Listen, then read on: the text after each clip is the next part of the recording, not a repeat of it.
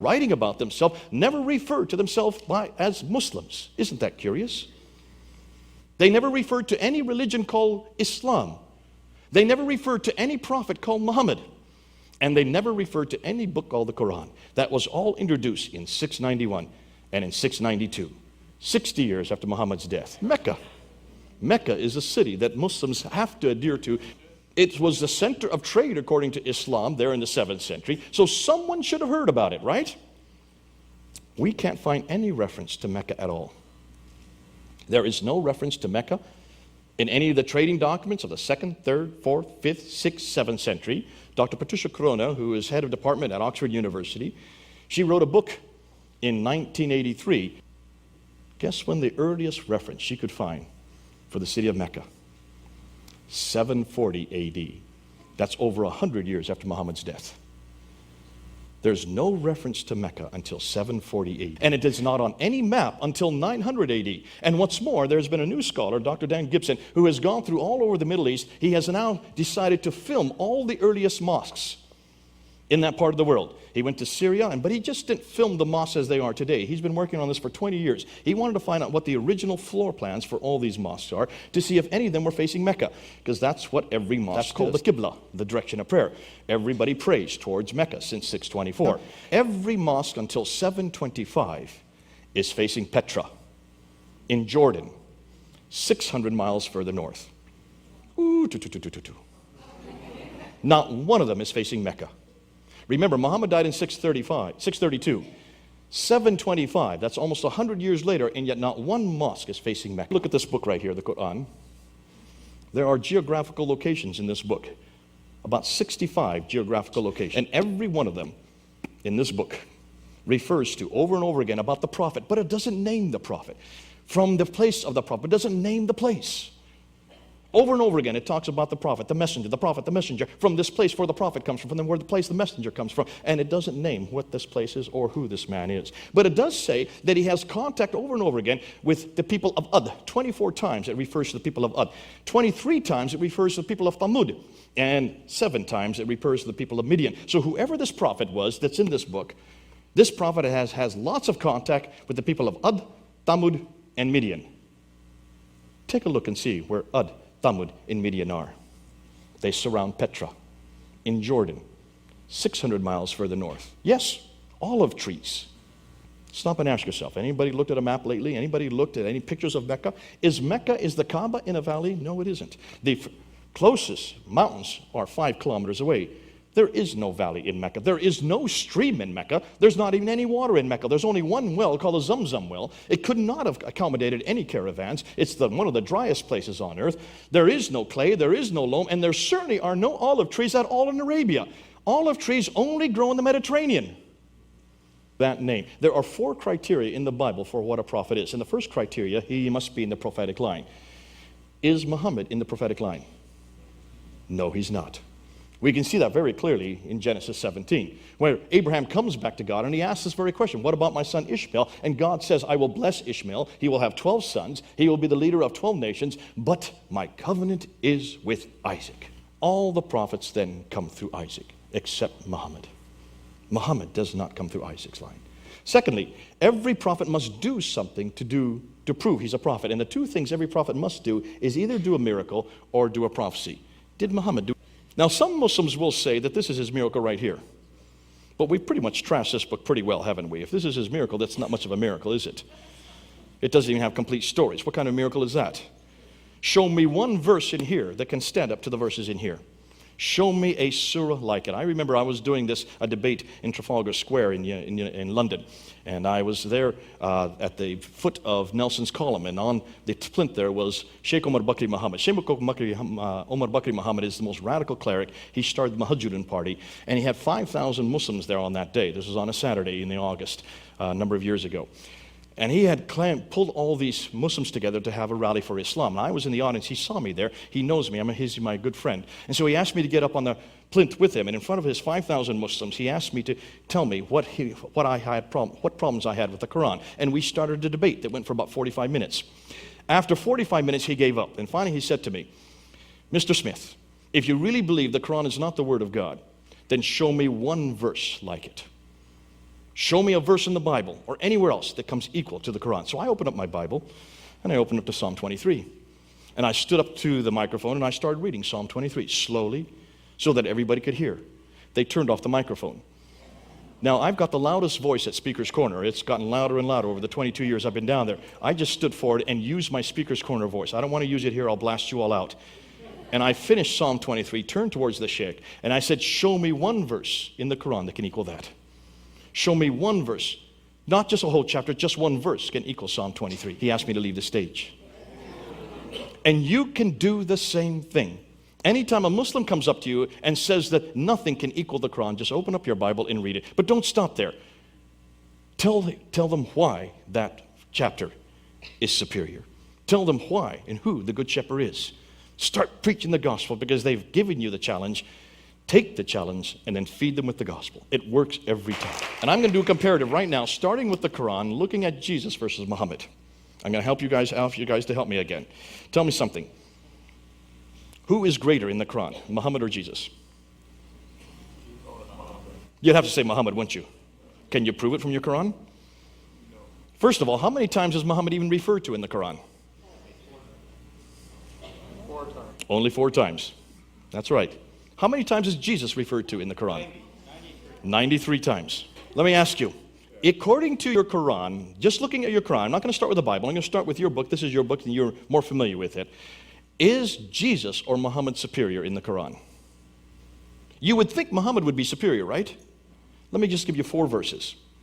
And I'm going to just use the Quran. I'm going to show you exactly how great Jesus is. In Surah 19, Ayah 20, it says, that's chapter 19, verse 20, it says that Jesus was born of a virgin. Why is that important? Was Muhammad born miraculously?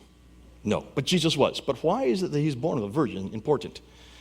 Now, every time I've asked a Muslim this, they don't know why. They just say it's because it's recorded there. I said, no. There's a significance why he should be born of a virgin. And what you're supposed to do, what are Muslims supposed to do when they don't have an answer? Who are they supposed to come to?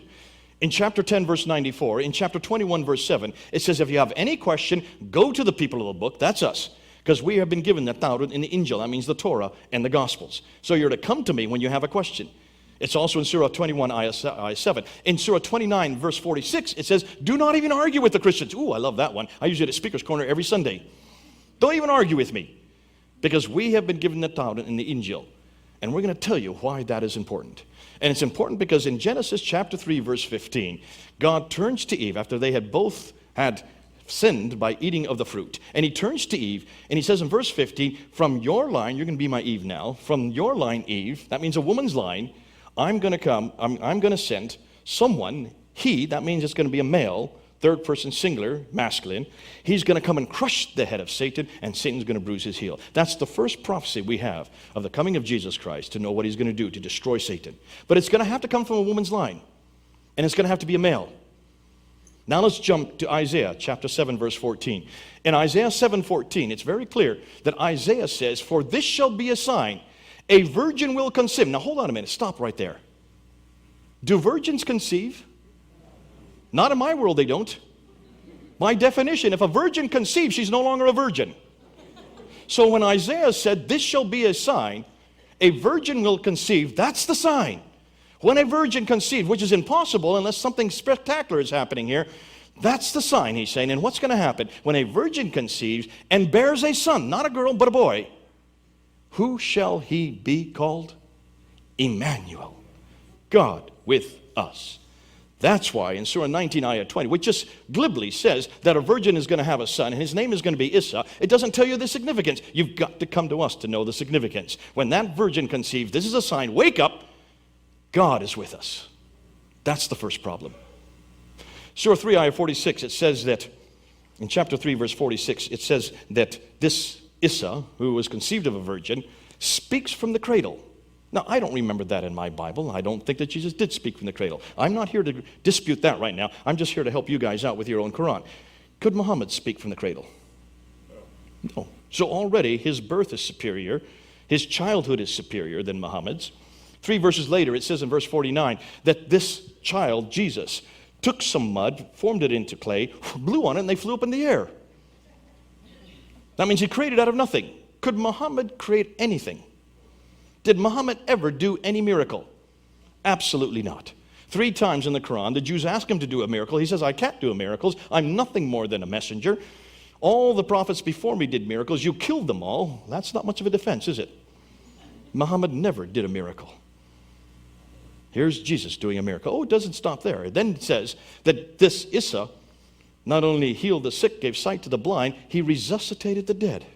Could Muhammad do any of that? No, Muhammad usually did just the opposite.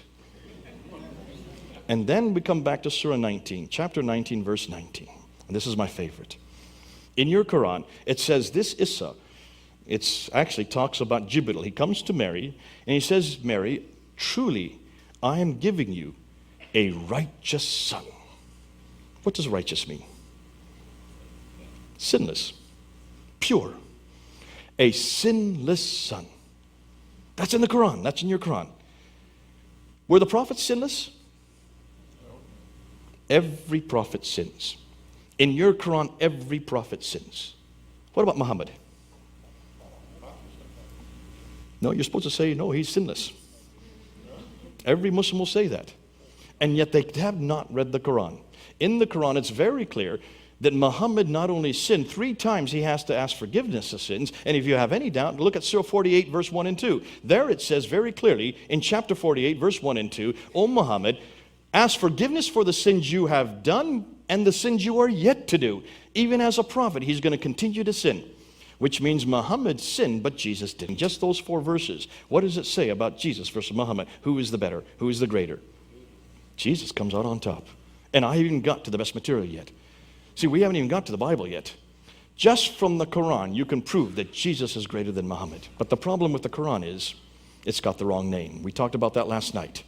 Isa is not my Jesus. And most importantly, in Surah 4, Ayah 157, it says clearly that Jesus did not die on the cross. And if he did not die on the cross, every one of us in this room is damned. And all of humanity is damned. My Jesus came to earth for one reason and one reason alone. Yes, he came to certainly give us revelation. Yes, he came to certainly walk and talk for 33 years. But the most important reason why Jesus came to earth was to die on that cross. Fulfilling what he said to Eve in Genesis 3:15. Fulfilling what all the prophets were looking at, what Isaiah 53 is all about, what Isaiah 7:14 is all about. It is that Jesus who comes to die on the cross. And with one verse in the Quran, it destroys any notion that Jesus died. That's why we have to confront the crucifixion. We've got to confront this. And that's why I confront this notion. Because if there's not anything else that I'm going to confront in the Quran, I'm going to confront the fact that Jesus here is not my Jesus. This Jesus never gets on the cross. In fact, it says another took his place, that God put the image on another person, and that man died in the place of Jesus. Now, when you stop and think through the consequences of that, just think through how hopeless and idiotic that sounds. What does that say about the God of Islam? That he cannot even save Jesus, that he has to put the image on another man, and that Jesus, if he is the true prophet, what was he doing 3 days later coming into the upper room, showing himself to the 10 disciples there, and not admitting that it was not he that was on the cross? And a week later, when Thomas comes and doubts him, he shows him the holes in his hands, and he shows him the holes in his feet, proving that he was the man that was on the cross. What kind of Jesus, what kind of prophet lies like that? Not my prophet, not my Jesus, not my God. And what kind of God takes the image, puts it on another man, lets that man die in his place, and then doesn't tell anybody for 600 years? Lets a whole religion grow and grow and grow. And it started from 500 there at the time of Jesus' death and moved to 30 million by the 4th century. What kind of God allows that to happen? And then suddenly, 600 years later, he says, well, let me tell this man over here who cannot read or write, who's nothing more than a shepherd or a camel herder there in the desert of Arabia. Let me tell him the real story. Not my God. My God doesn't deceive like that. Not the God of this book. That's why I refuse to come back to this book. And that's why I refuse to follow this God. Thank God we've got a God that doesn't deceive. Thank God we have a God that's consistent all the way through. And thank God everything he says we can trust. And everything he promises comes to fulfillment.